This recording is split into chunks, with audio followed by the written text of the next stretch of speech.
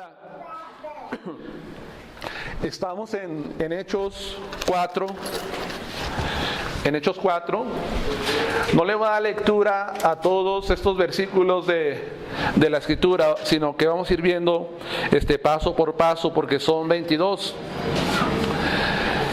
Aquí en Hechos 4 vamos a encontrar cosas muy importantes acerca de la predicación también. Pero lo que vemos aquí, vamos a ver tres cosas. La oposición a la predicación del Evangelio. Y también vamos a ver la capacitación para predicar el Evangelio. Y por último, vamos a ver intimidados por predicar el Evangelio de Cristo Jesús. Y vamos a comenzar con lo primero, la oposición a la predicación del Evangelio de Jesús. Encontré una guía de oración en esta semana para la iglesia perseguida, y algo que decía la petición era lo siguiente: orando por la iglesia en regiones restringidas, que ganen con sus testimonios a aquellos que se oponen a la predicación del Evangelio. Básicamente la petición es esa, que la iglesia es perseguida, la iglesia o la proclamación del Evangelio se encuentra muchas veces a gente opositiva, que se oponen al mensaje de Cristo Jesús. Ahora, todos sabemos acerca de esto, hermanos, que cuando alguien predica el Evangelio de Cristo va a encontrar oposición, y esto lo vemos aquí en este capítulo de Hechos 4. En el Medio Oriente nunca hemos estado allá, pero ahora a través de los medios de comunicación nos damos cuenta acerca de la oposición que tienen los cristianos en esos lugares, ya que hay un régimen muy estricto donde no permite que el Evangelio sea proclamado como es proclamado aquí en este lugar, aquí en Zacatecas, por así decirlo. También pues Rusia, estos países que son comunistas, China, pues muestran mucha oposición al Evangelio de Jesucristo. Los misioneros que son enviados a estos lugares, pues en verdad ellos experimentan lo que es padecer por Cristo y lo que es sufrir por Cristo. Y no solamente en aquellos lugares, hermanos, incluso aquí en México encontramos oposición al Evangelio de Cristo Jesús. Aquí en Zacatecas no lo hemos visto, porque hemos salido a predicar y no tenemos ninguna persecución de parte de nadie por la razón de predicar. Pero si alguien va al sur de México y va a Chiapas, donde están las etnias, pues allí hay mucha oposición. Allá los cristianos, allá los evangelistas, los misioneros, pues en realidad sufren por compartir el Evangelio y son perseguidos. Y no solamente son perseguidos, sino que son maltratados, son golpeados, son encarcelados por la causa de Cristo Jesús. Hay oposición en la predicación del Evangelio de Jesús, hermanos. Tal vez no a una gran magnitud como lo están padeciendo algunos en diferentes lugares, pero aquí también muchas veces la gente se opone a la proclamación del Evangelio en los lugares públicos. Por ejemplo, recuerdo yo cuando recibimos el curso de los pasos del Maestro, que una vez que finalizamos este curso, pues salimos a poner en práctica lo aprendido, a predicarle a la gente acerca de Cristo a través de los pasos del Maestro. Y llegamos a un lugar, a la Encantada, y empezamos a hablar de Cristo Jesús, y fuimos parados en seco por los guardias que estaban allí. Se arrimaron y me comentaron: ¿sabes qué? Ustedes no pueden estar predicando aquí. ¿Qué están haciendo? Estamos solamente compartiendo del Evangelio de Jesús. No pueden compartir aquí, se tienen que retirar. y si no se retiran, pues voy a tener que hablar a la policía. Nosotros argumentamos, ¿por qué nos tenemos que retirar? ¿Qué nos supone que es un lugar público? Esa era nuestra defensa. Nosotros podemos predicar el Evangelio en los lugares públicos. No hay ninguna prohibición para eso. Es un derecho que tenemos nosotros como ciudadanos. Pues los guardias, los que vigilaban allí, hicieron caso omiso a nuestras palabras y nos corrieron. Y también nos intimidaron, hermanos, que si no nos retirábamos, pues iba a llegar la policía y nos iba a llevar. Lo que hicimos nosotros es que, pues, nos retiramos y solamente pudimos compartir el Evangelio a unas cuantas personas. Pero encontramos oposición de parte de estas gentes, de las autoridades. Y algo que yo quiero preguntarles es la siguiente pregunta. Solamente estoy usando como introducción para nuestro tema de esta tarde. En la predicación del Evangelio, es una pregunta. ¿Todo el tiempo la hemos de realizar con comodidad?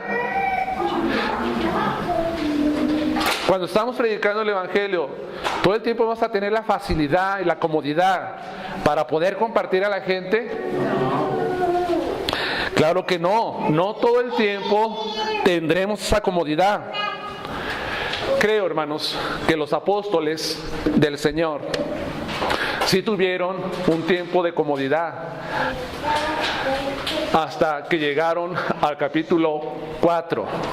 ¿Por qué?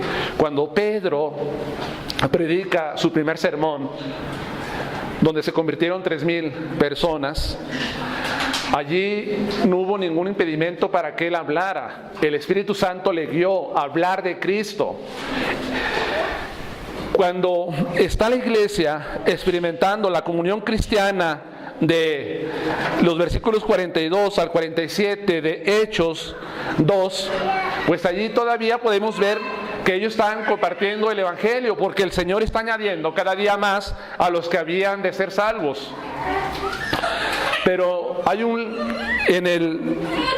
del primer sermón de Pedro al segundo discurso de Pedro, en ese lapso de tiempo ellos están compartiendo, porque en el segundo discurso él está hablando en el templo y nadie le está interrumpiendo a ellos. Pero después de que hablan ellos del Evangelio es cuando muestran o se presenta la oposición en el segundo discurso. Ahora, al punto que voy, estamos nosotros en un tiempo de comodidad ahora. No hay persecución, no hay agresión, no hay personas que se opongan, así que sean recalcitrantes a la predicación del Evangelio. ¿O quién hasta este momento ha sufrido o ha enfrentado una oposición así? Nadie, hermanos. Gracias a Dios tenemos la libertad de compartir el Evangelio de Jesús. Gracias al Señor. Es una bendición bien grande. De hecho, es tan grande la bendición que podemos tener hasta 5 Biblias en nuestras casas y no hay ninguna oposición de nadie. No se ha manifestado hasta hoy. Pero recordemos algo. Tarde que temprano, esta libertad y esta comodidad que tenemos para compartir va a terminar. Va a terminar. Entonces, cuando termine esto, ¿qué es lo que vamos a hacer? ¿Será que lo que nosotros esperamos para compartir el Evangelio es una oposición así? ¿Para que realmente seamos movidos a proclamar de Jesús? Ahora, muchos no predican el Evangelio de Jesús, no comparten de su fe, no proclaman acerca de la salvación que han recibido. Soy un convencido, hermanos, que hay una razón muy importante por la cual la gente o el cristiano no predica el evangelio? ¿Sabe cuál es la razón principal? Muchas veces porque le tiene miedo a la oposición, le tiene miedo al rechazo, le tiene miedo que lo ridiculicen, tiene miedo que lo menosprecien, tiene miedo a la oposición. Es por eso que muchos han decidido ahora que nadie se dé cuenta que yo soy cristiano, que nadie sepa en mi trabajo que sigo a Cristo, que nadie sepa en la escuela que estoy siguiendo a Jesús, que nadie sepa en el vecindario que somos cristianos, que mis familiares lejanos no sepan acerca de que yo estoy siguiendo a Cristo. ¿Por qué? Porque tienen miedo a la oposición.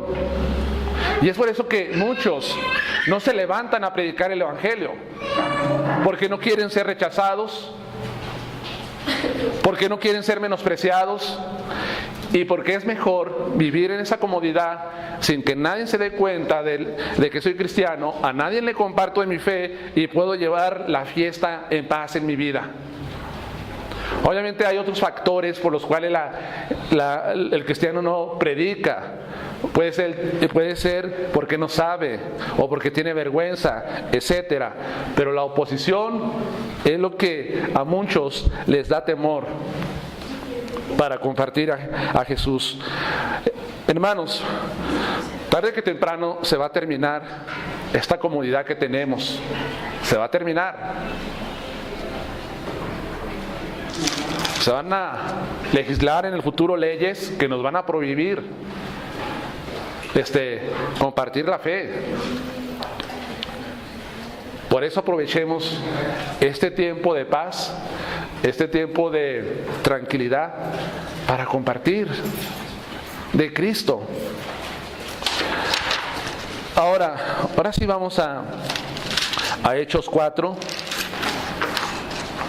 ¿Qué está pasando con Pedro y con Juan después de su segundo discurso del Evangelio? Versículo 1. Hablando ellos al pueblo, vinieron sobre ellos los sacerdotes con el jefe de la guardia del templo y los saduceos, resentidos de que se enseñase al pueblo y anunciase en Jesús la resurrección de entre los muertos. ¿Por quién son los primeros que se oponen a la proclamación del Evangelio? ¿Quién fueron los primeros que se opusieron? De acuerdo a la narración que hace Lucas. ¿Quién es, Manuel? Las autoridades religiosas. No fueron los publicanos, no fueron las prostitutas, no fueron esta gente que ellos menospreciaban mucho. Los primeros que se oponen al Evangelio son los líderes religiosos, los sacerdotes, los saduceos. Ahora, es algo interesante que la gente religiosa es la primera que se opone a que el Evangelio sea predicado. ¿Sabe por qué? Porque en su mayoría la gente religiosa cree que su propia religión le va a salvar y están muy satisfechos con su salvación de obras, que eso les garantiza a ellos la salvación, y eso los hace intolerantes al Evangelio de Jesús. Son los religiosos, hermanos, los que se oponen. Es la misma religión la que se opone al Evangelio de Cristo. Son los primeros que levantan la mano y dicen: no, aquí no vas a predicar este mensaje, no te vamos a permitir, no vas a venir aquí a alterar a la gente, así que retírate. Y lo empiezan a perseguir a los apóstoles. Es lo que vemos aquí. Ahora, es interesante, hermanos, porque lo mismo sucede con el Señor Jesucristo. ¿Quién fueron los primeros también que se le opusieron a Cristo Jesús?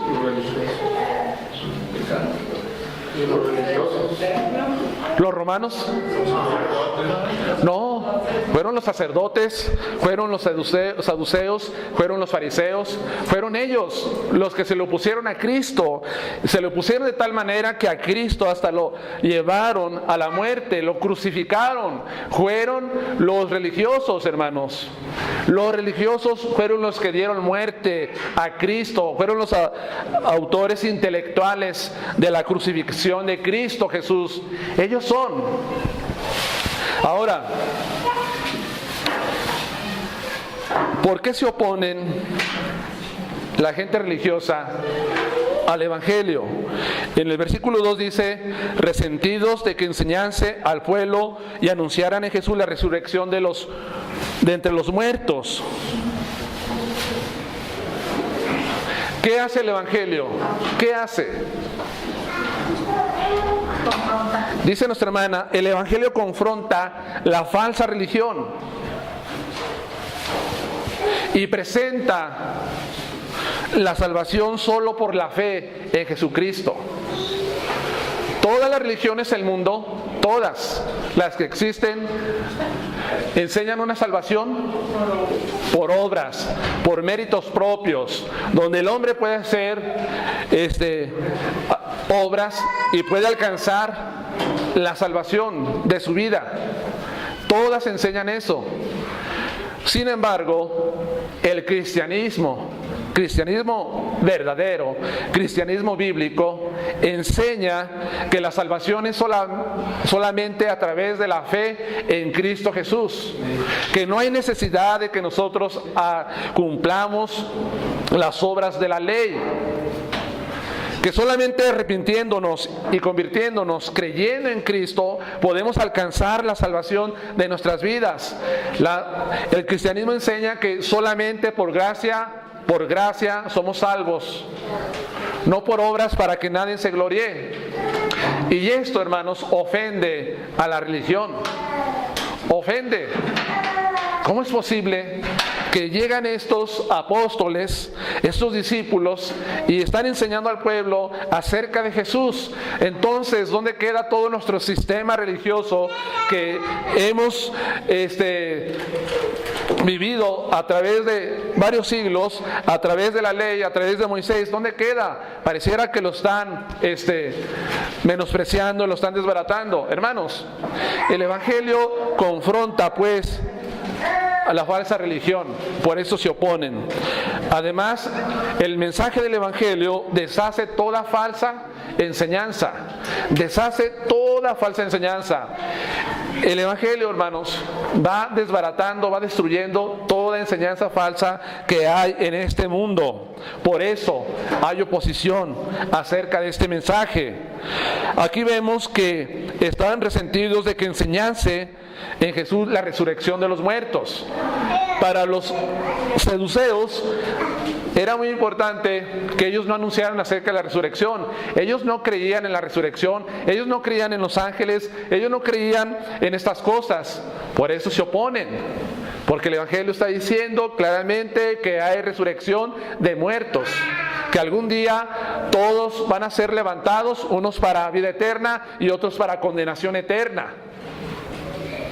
Pero ellos no creían en esto, negaban la resurrección. Entonces confrontaba el Evangelio su falsa enseñanza en la cual ellos estaban confiando o teniendo.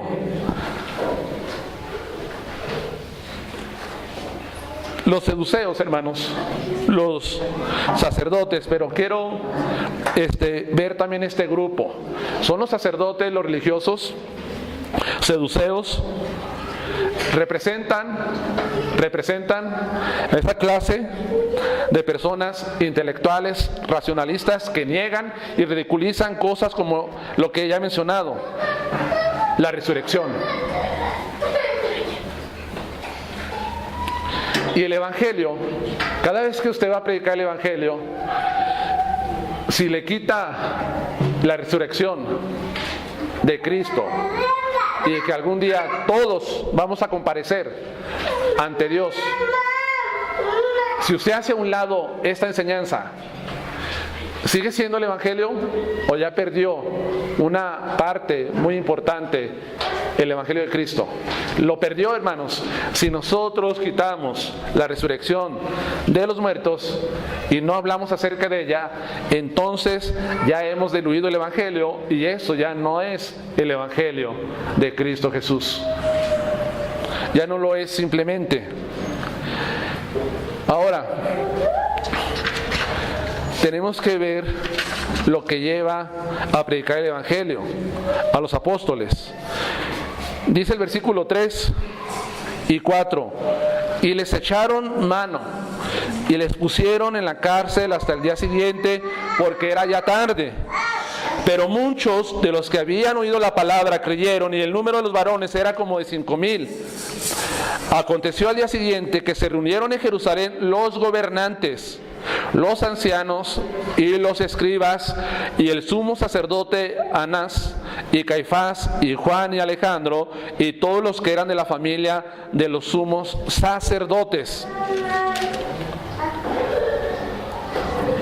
Ahora, Pedro y Juan, nos dice el versículo 3, que son encarcelados por estos líderes religiosos. ¿Cuántos hermanos en el mundo están encarcelados por lo mismo que los apóstoles hoy en este mismo día? ¿O cuántos están siendo encarcelados por predicar de Cristo? Ahora, a los apóstoles les sorprendió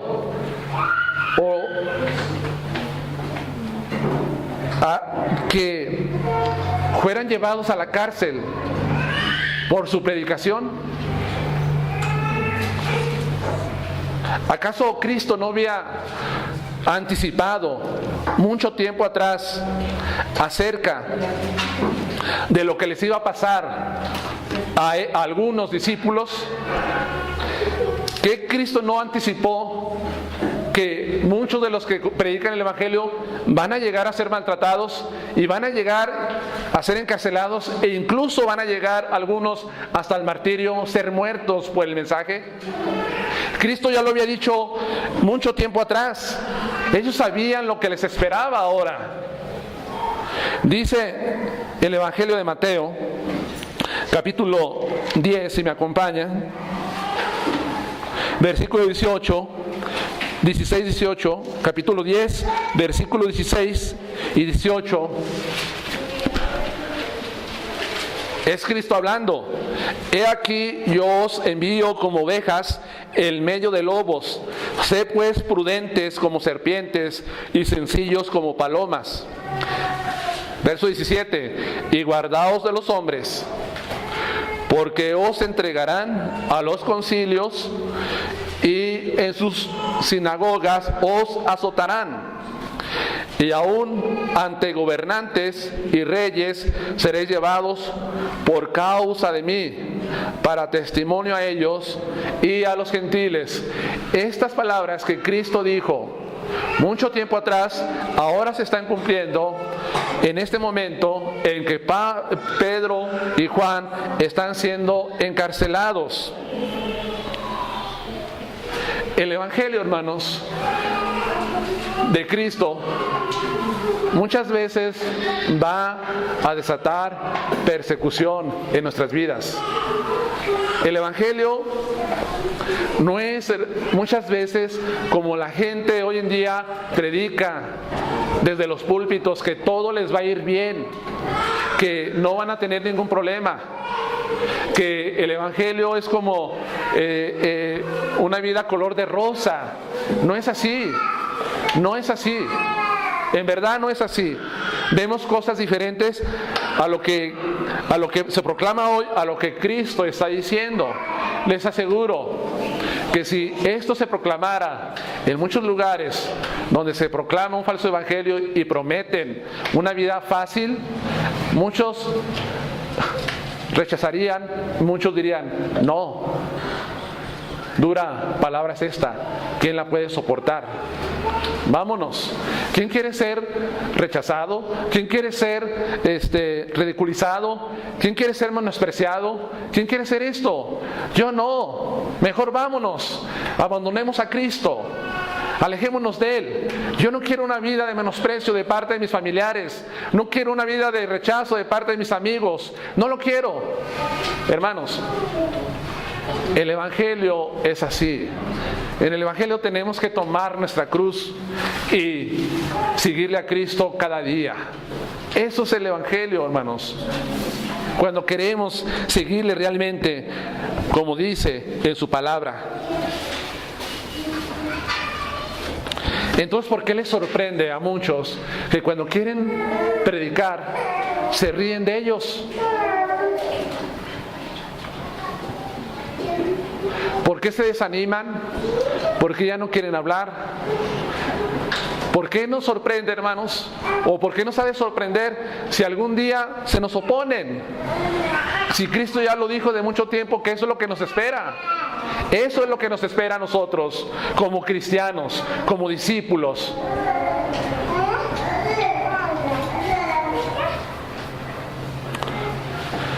Volvamos a este Hechos.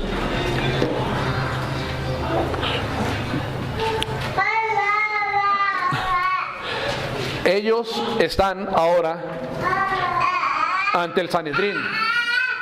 En el versículo 7 al 12 dice lo siguiente: y poniéndolos en el medio, les preguntaron: ¿con qué potestad o en qué nombre habéis hecho vosotros esto?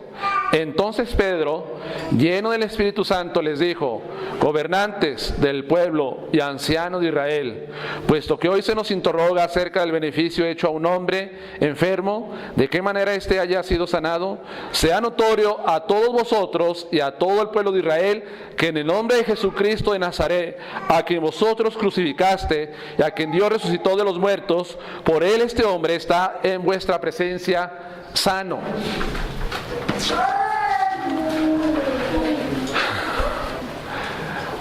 Dice aquí que se reunieron el sumo sacerdote, los ancianos y los escribas. ¿Quién era el sumo sacerdote?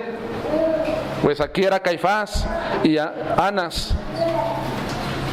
¿Quién eran los ancianos? La gente que era respetada por el pueblo.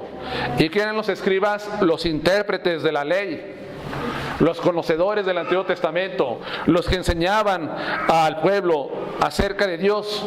Se reunieron, hicieron un concilio para tratar este asunto de la predicación de los apóstoles.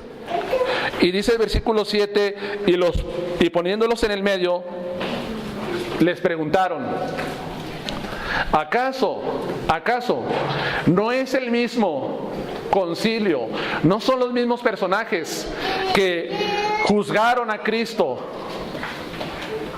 que lo interrogaron, que lo golpearon, que lo crucificaron, que lo entregaron a los romanos? ¿No son los mismos? Claro que son los mismos, hermanos. Son las mismas personas que se le opusieron a Cristo Jesús. Ahora, es interesante que veamos algo en esto, porque el Sanedrín se componía de 71 personas, hombres, eran todos hombres. Allí estaban este tipo de personas que, como lo vuelvo a decir, habían dado muerte a Cristo Jesús. Y ahora le preguntaron a Pedro y a Juan: ¿con qué potestad o en qué nombre habéis hecho vosotros esto? La palabra potestad quiere decir con qué poder ustedes han hecho este milagro y también han predicado a estos que se convirtieron, que fueron más de 5,000, dice aquí la Escritura. ¿Con qué potestad? ¿En qué nombre están haciendo esas cosas?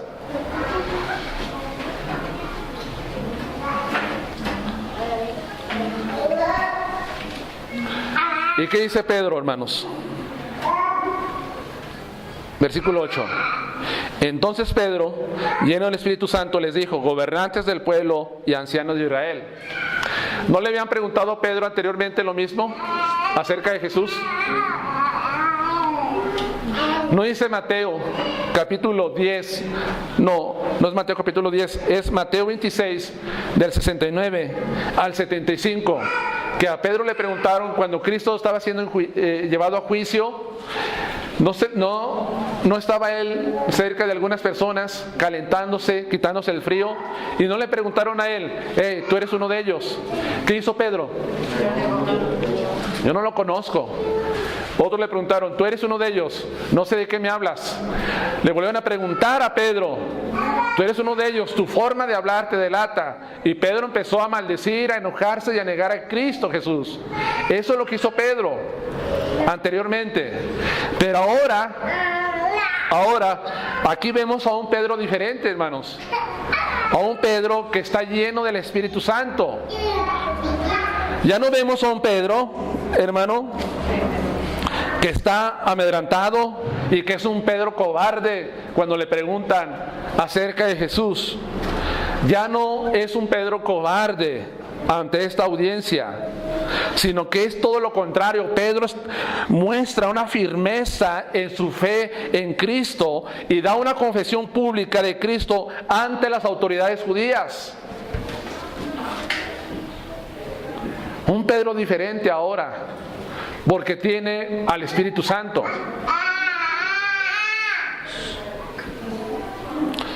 Yo les pregunto a ustedes, si estuvieran ustedes en la misma situación que están los apóstoles y les preguntaran acerca de Cristo, ¿qué dirán?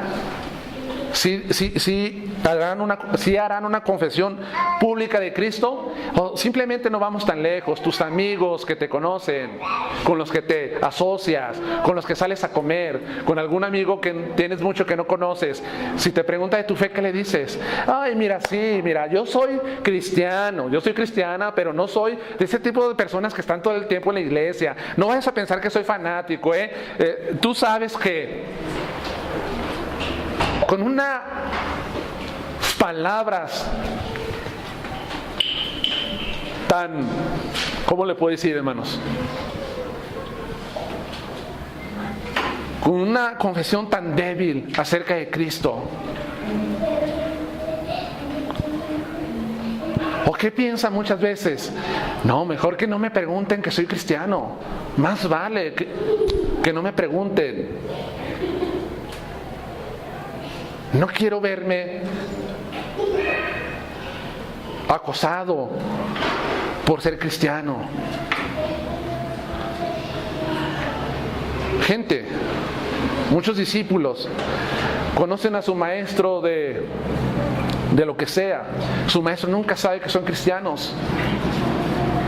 Sus maestros en la escuela nunca saben. Luego preguntan: ¿por qué nunca me habías dicho que eras cristiano? ¿Y qué? Es que tuve miedo de ustedes. No sucede con Pedro así, hermanos. Ahora, es interesante que notemos esto, porque si nos preguntan a nosotros: ¿eres cristiano? ¿Crees en Cristo? Aunque Cristo no es tan popular para la gente hoy en día, y aunque nos tratan como personas primitivas que nos quedamos en el pasado, creyendo una idea antigua que ya caducó, ¿qué es lo que vamos a decir nosotros? ¿Acaso no dice la Biblia en 2 de Timoteo, capítulo 1, versículos 7 y 8? Porque no nos ha dado Dios espíritu de cobardía. No nos ha dado Dios espíritu de cobardía, sino de poder, de amor y dominio propio. Pedro y Juan ya tenían ese espíritu de poder. Entonces dice el versículo 8: por tanto, no te avergüences de dar testimonio de nuestro Señor, ni de mí, preso suyo, sino participa de las aflicciones por el Evangelio según el poder de Dios. Participar de las aflicciones por el Evangelio según el poder de Dios, precisamente es eso, ser encarcelados, ser perseguidos. Pero ahora, Dios no ha dado un espíritu de cobardía, sino de poder y dominio propio.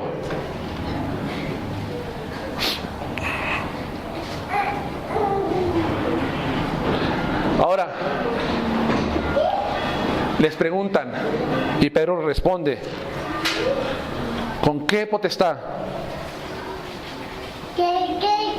Aunque es bien cierto, hermanos, que esta es una palabra que significa con qué poder milagroso hacen esto, pero a nosotros también podemos decir lo que Cristo dijo: toda potestad me has dado en el cielo y en la tierra. Toda potestad, todo poder, toda libertad me has dado en el cielo y en la tierra. Por tanto, vayan y hagan discípulos a todas las naciones. Si te llaman a ti y te preguntan, ¿con qué autoridad estás predicando? ¿Qué le va a decir usted? ¿O qué le voy a decir yo?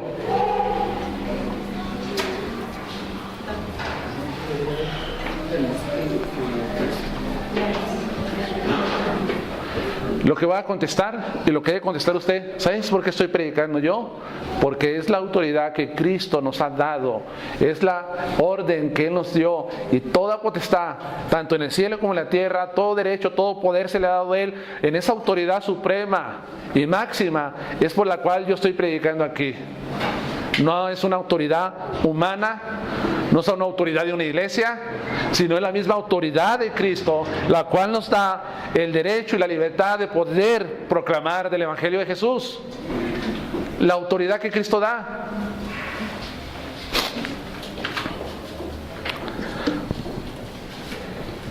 Es interesante esto, hermanos, también, porque ahora vemos lo que Pedro les dijo a estos gobernantes.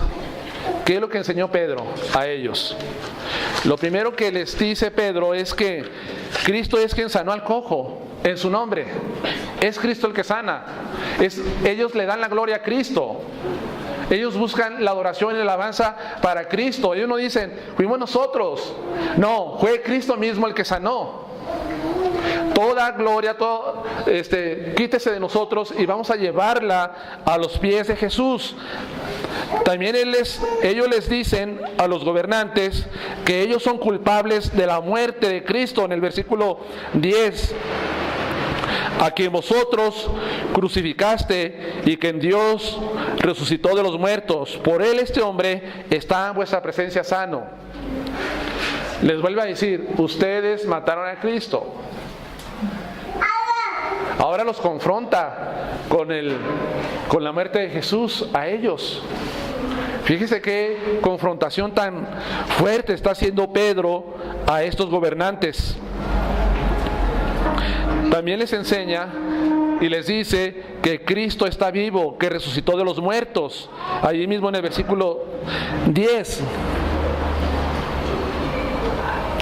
Ellos pensaron que habían destruido a Cristo y que una vez muerto Cristo todo iba a terminar, pero no es verdad, hermanos. No fue así. La muerte y la resurrección de Cristo fue el detonante por el cual el Evangelio, las buenas nuevas, se esparcieran por todo el mundo.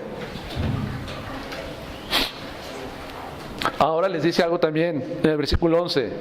Este Jesús es la piedra reprobada por vosotros los edificadores, la cual ha venido a ser cabeza de ángulo. Ya hablamos acerca de qué es la piedra angular. Quiere decir, hermanos, que Cristo es como la piedra de un arco. En el arco pues está la piedra que se pone en el medio, la piedra principal que va a sostener, da sostenimiento a las dos extremidades. Así es Cristo. Cristo es indispensable, Cristo es importante, Cristo está en el medio, Cristo es todo. En otras palabras, está diciendo el apóstol Pedro a estos que le interrogaban: Además, los judíos rechazaron a Cristo. Los judíos, la piedra que Dios había escogido, preciosa, que dice la primera de Pedro 2:4, que Cristo es la piedra preciosa escogida por Dios. Ellos simplemente la rechazaron, no lo quisieron. Dice la Escritura en Juan 1:2 que a los suyos vino. ¿Qué hicieron los suyos? Lo rechazaron, reprobaron esa piedra preciosa que es Cristo Jesús. Mas a todos los que reciben su mensaje, que reciben a Él, que creen en Él, ¿qué les dio? La potestad de ser hechos hijos de Dios. ¿Qué quiere decir esto? Ellos reprobaron a Cristo. Esa piedra no le dio su aprobación, pero para nosotros es aprobada. Y porque ellos rechazaron, nosotros entonces entramos dentro de ese plan de Dios para la salvación. Dios dejó de ver por un tiempo a la nación de Israel y ahora está volteando a ver a todas las naciones, a ese pueblo que no era su pueblo, y los está llamando y está añadiendo los que han de ser salvos y los está trayendo a la iglesia. Eso es lo que está haciendo Dios en esta administración, en este tiempo en el que estamos ahora. Entonces, los confronta también con esto. Y algo muy interesante es que dice en el versículo 12: y en ningún otro hay salvación, porque no hay otro nombre bajo el cielo dado a los hombres en que podamos ser salvos. Este es el punto principal del Evangelio de Cristo, del cristianismo. ¿Cuál es el punto principal de nosotros los cristianos?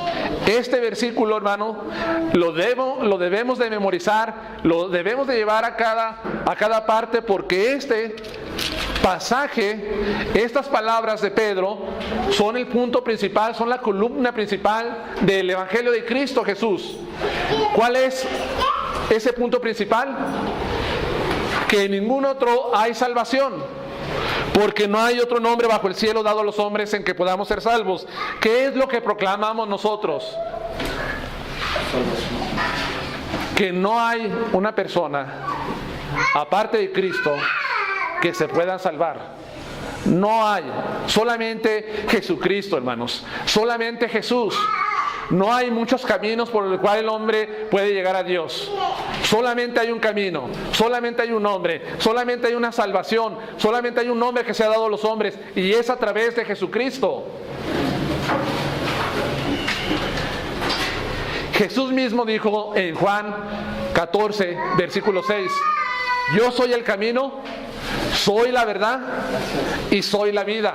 Nadie viene al Padre si no es a través de mí. Por eso, hermanos, el mensaje del Evangelio es: solamente en Jesús hay salvación. Fuera de Jesús no hay salvación. Solamente en Él. Aunque la gente dice hay muchos caminos por el cual puede llegar el hombre a Dios, la Biblia dice, el Evangelio dice, solamente Jesús. Solamente Él es la puerta para entrar al redil. Él es la única puerta, hermanos. No hay más.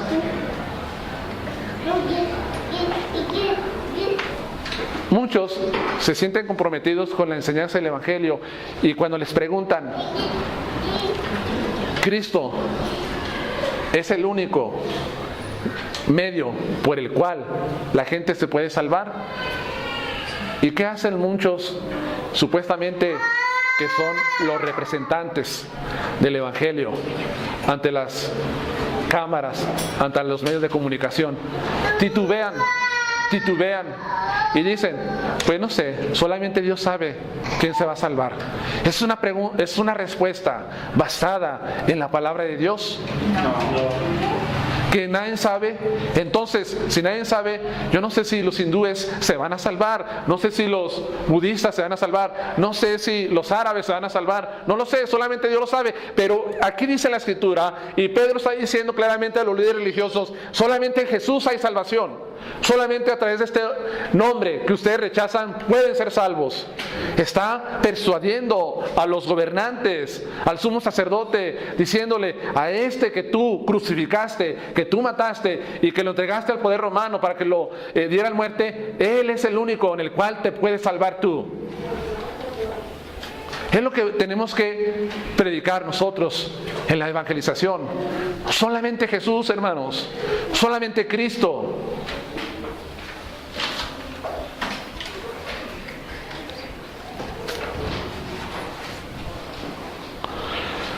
Ahora, paso al punto 2.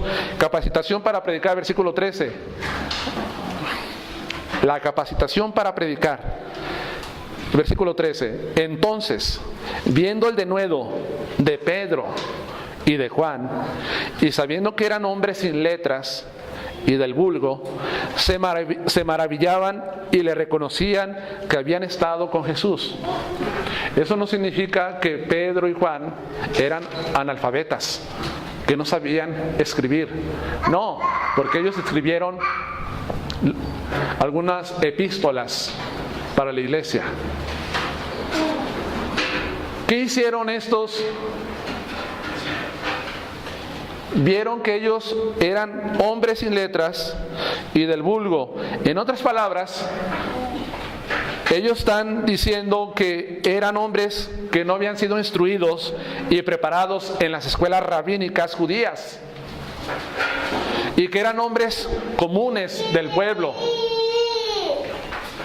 Ellos se maravillan porque dicen, ¿cómo es posible que estos que no tienen ninguna preparación en la ley, que no tienen una preparación teológica como nosotros, y que somos doctores de la ley, y que nos han puesto nuestro título, allí está en el centro de la sala de nuestra casa, cómo es posible que ellos están hablando de esta manera, con tanto denuedo?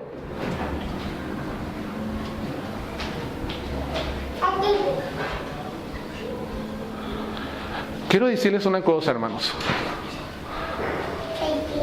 Usted y yo no debemos de sentirnos amedrentados, intimidados por unas personas que tengan todos los títulos del mundo cuando se refiere en cuanto a la predicación.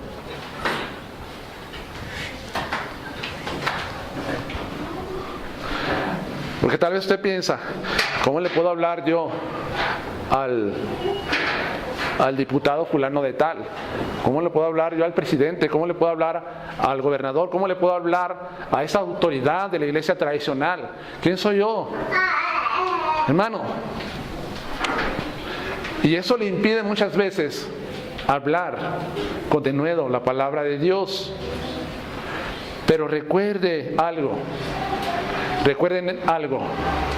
Tal vez la gente nos cataloga a nosotros, los cristianos, los discípulos, como gente ignorante que no sabe nada, que lo único que saben es de la Biblia. Pero,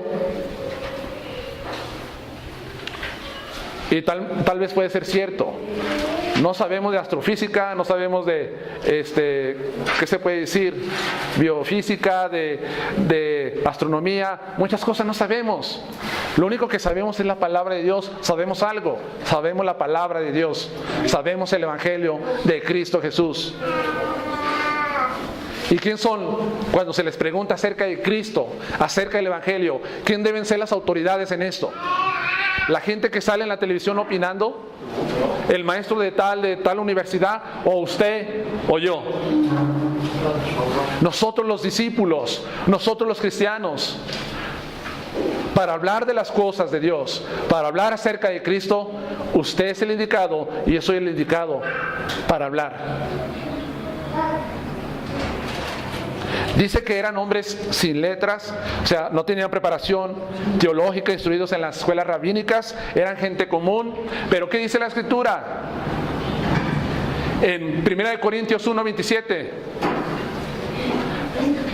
porque de lo vil y menospreciado se agradó Dios para deshacer lo que no es, para avergonzar al sabio y al entendido y al fuerte, porque lo que es más débil de Dios es más fuerte que los hombres. Dios lo hizo así. Él lo hizo así.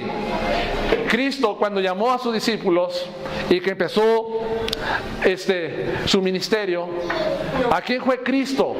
¿A quién fue? ¿A los gobernantes de Israel? ¿A los procuradores de Roma?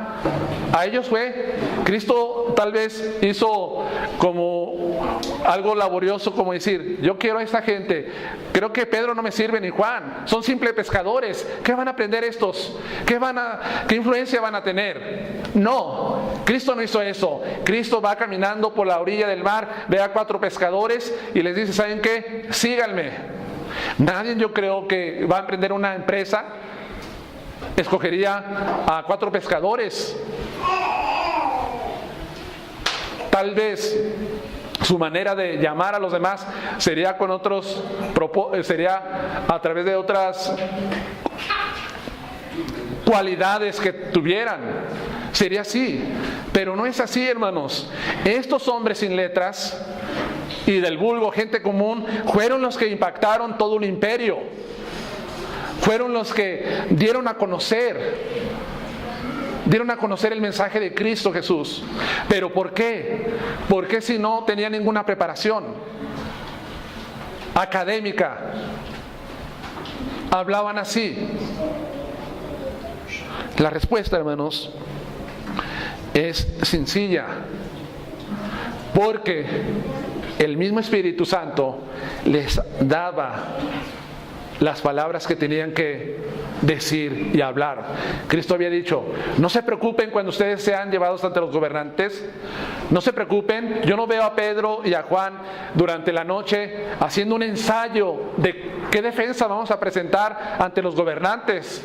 No, ellos simplemente confiaron en las palabras de Cristo. El mismo Espíritu Santo les va a dar palabra para que testifiquen con autoridad y firmeza acerca de mi nombre.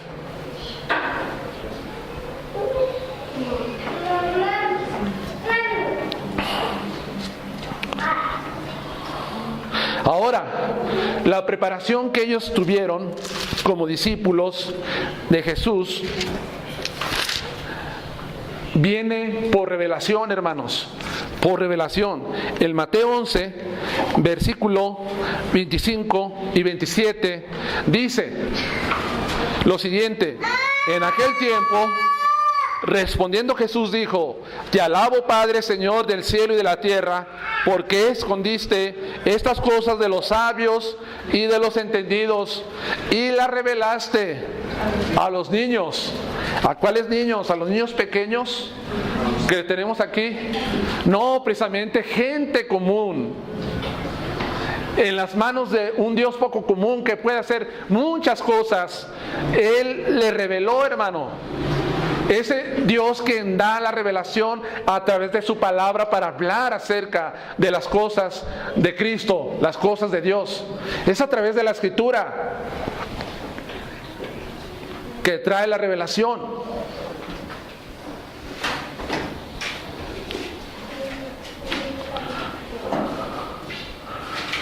No por ir a las escuelas judías estaban preparados, sino por la revelación de Dios. Y dice, sí, Padre, porque así te agradó.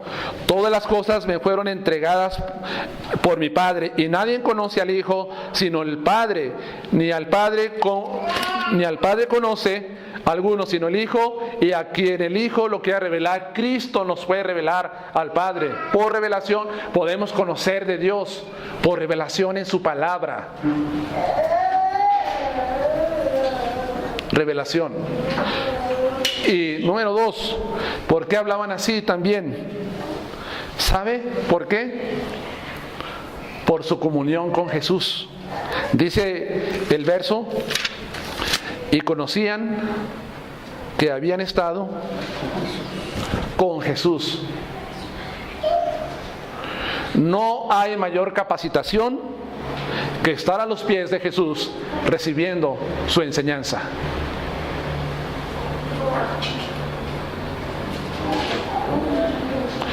De tener esa comunión con Cristo Jesús, de tener estas cosas.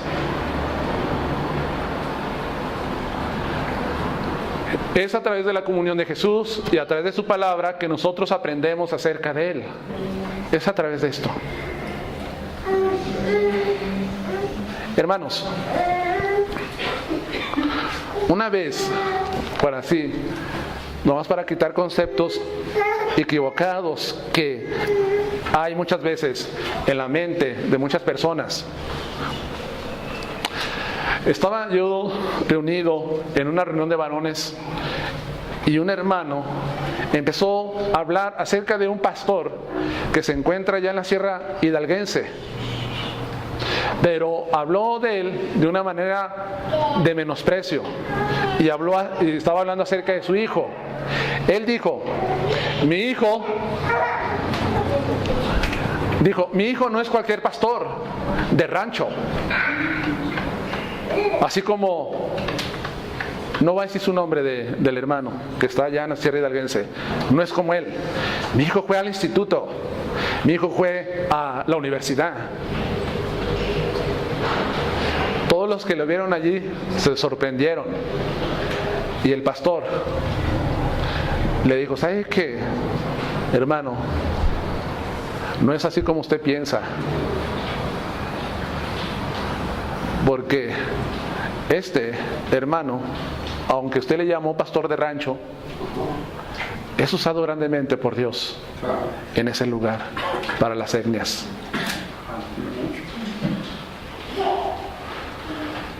Porque pasa tiempo conociendo a Cristo a través de las Escrituras. Tiene comunión con Él, con su palabra. El Espíritu Santo es su mejor maestro para capacitarlo y enseñarlo. Lo que hizo es que cerró la boca y no dijo nada. Quedó en un silencio sepulcral él por sus palabras que había dicho. Entonces, esto es lo que la gente piensa de nosotros. Salgan allá afuera. Nuestros sacerdotes están estudiando 15 años y los ministros protestantes están solamente 4 o 5 años. El asunto es que allá no se estudia las Escrituras, se estudian otras cosas. Pero acá se estudian las Escrituras y no solamente 5 o 4 años, sino toda la vida estudiando las Escrituras y conociendo a Jesús. Por eso hablamos como hablamos, porque conocemos a Jesús. Por eso. ¿Sí me estoy entendiendo? Sí, a ver. No hay mayor, son armas que usan los oponentes del Evangelio, el menosprecio. Ellos se maravillaban de sus palabras. Aquí vemos también la historia de que todos conocen a Martín Lutero. ¿Quién es Martín Lutero? Reformador del siglo XVI. Él era de origen humilde. Él era un monje agustino que quiso reformar a la Iglesia Católica. En su intento fue excomulgado y él empezó a enseñar la Biblia y muchos siguieron su movimiento. Pero él también compareció ante un tribunal, por así decirlo, ante un juicio. Él compareció donde estaba el emperador de Alemania, donde estaban los príncipes, donde estaban los nobles, donde estaba la realeza.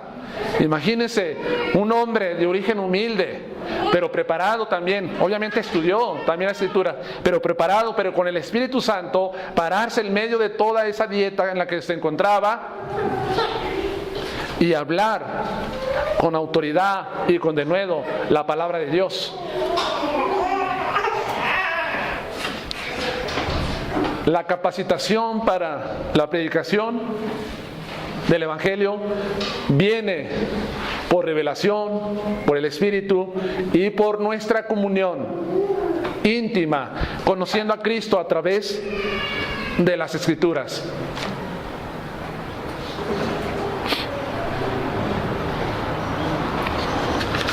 Así que no No nos detengamos, hermanos, ante esto.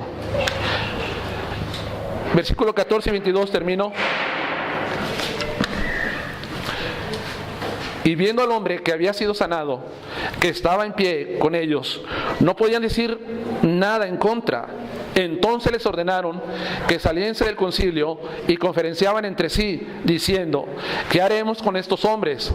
Porque de cierto señal manifiesta ha sido hecha por ellos, notoria a todos los que moran en Jerusalén, y no lo podemos negar. Sin embargo, para que no se divulgue más entre el pueblo, amenacémosle, para que no hablen de aquí en adelante a hombre alguno en este nombre.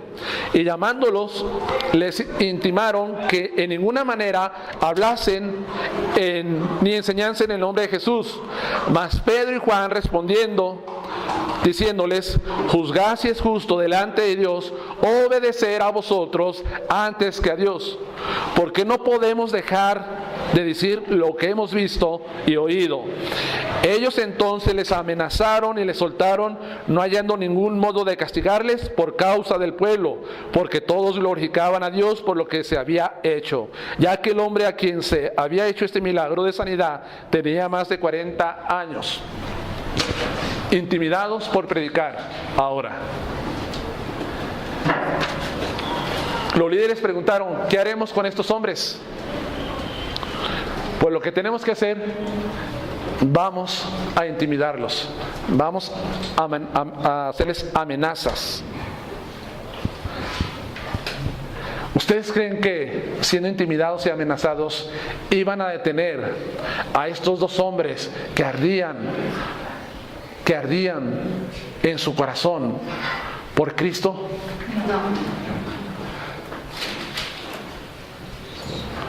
Lo irán a detener a usted y a mí, los mismos familiares. Si sigues allí, ya no eres mi hijo, te quito la herencia, ya no quiero que hables acerca de este nombre, no perturbes a mi familia, o cosas por el estilo. No, hermanos, cuando estamos nosotros viviendo en el Espíritu Santo, ya somos llenos, ya moró en nosotros, nadie nos puede detener, nadie.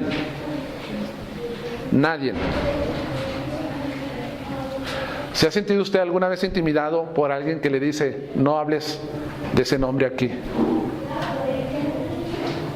A lo mejor sí, algunos sí. Pero ¿qué respondió Pedro y Juan? Juzgad si es justo delante de Dios obedecer a vosotros antes que a Dios, porque no podemos dejar de decir lo que hemos visto y oído. No, simplemente no podemos callar lo que ha pasado con Cristo. No nos podemos detener.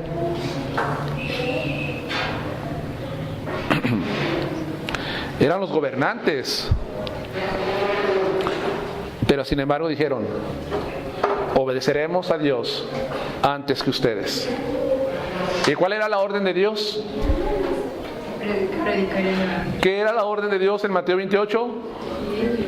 Hacer discípulos. Esa era la orden de Cristo y sigue siendo la orden de Cristo. Es por eso que se siguen enviando misioneros y de una manera bien encubierta a lugares donde los hombres han dicho no al Evangelio. ¿Por qué? Porque no se puede obedecer a los hombres en estas cosas en cuanto al Evangelio antes que Dios, y el Evangelio tiene que seguir corriendo entre las naciones, entre los pueblos.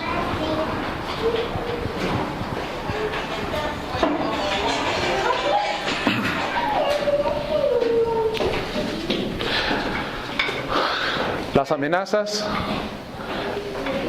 los intimaron.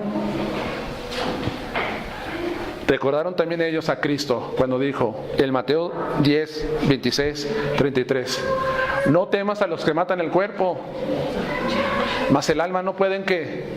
Matar.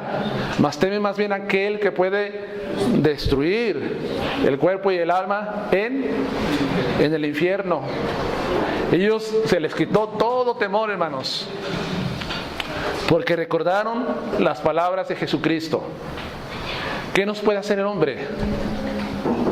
Más terminar con nuestra vida, pero de él más no puede hacer nada. Y ese era el pensamiento de todos los discípulos de Cristo en ese tiempo y también de los apóstoles, porque Pablo dice: para mí el vivir es Cristo y el morir es ganancia.